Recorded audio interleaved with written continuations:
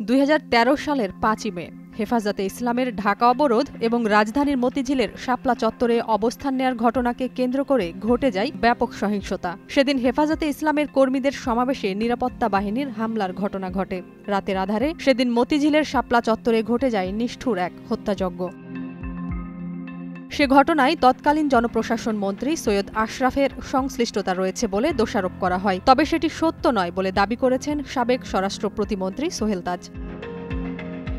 ৩ জানুয়ারি বিকেলে নিজের verified Facebook প্রোফাইলে দেয়া এক পোস্টে তিনি এ দাবি করেন। হাটে হাড়ি ভাঙা প্রথম পর্ব শিরোনামে দেয়া পোস্টে সোহেল তাজ লিখেন, আপনারা যারা আশরাফ ভাইকে শাপলা চত্বর নিয়ে দোষারোপ করছেন তা সঠিক না। তিনি হয়তো কিছু কথা বলে থাকতে পারেন, কিন্তু সব সিদ্ধান্ত আসতো একেবারে উপর থেকে। অনেকেই মনে করছেন এ কথা বলে তিনি শেখ হাসিনার দিকেই ইঙ্গিত করছেন। সেই পোস্টে তিনি সিরিজ চলবে, এখন আমার পালা বলেও ইঙ্গিত দেন।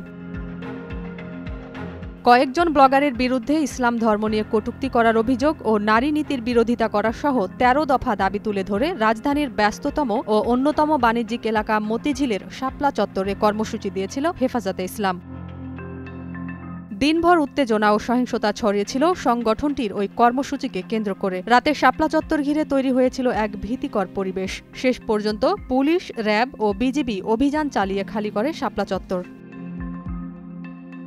গণমাধ্যমের প্রকাশিত সংবাদ অনুযায়ী ওই সময় ক্ষমতাসীন আওয়ামী লীগের সাধারণ সম্পাদক ছিলেন সৈয়দ আশরাফুল ইসলাম। হেফাজতের কর্মসূচি নিয়ে এক বক্তব্যে তিনি বলেছিলেন, আমাদের সরলতাকে দুর্বলতা ভাববেন না। রাতের মধ্যেই আপনারা ঘরে ফিরে যাবেন এবং ভবিষ্যতে আপনাদের ঘর থেকে আর বের হতে দেয়া হবে না।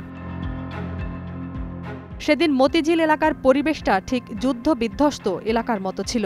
অভিযানে শাপলা চত্বর খালি করার পর সৈয়দ আশরাফ বলেছিলেন, হেফাজতে ইসলাম বিড়ালের মতো লেজ গুটিয়ে চলে গেছে। তবে এতদিন পর সোহেল তাজের বক্তব্য আবার নতুন করে আলোচনার সৃষ্টি করেছে।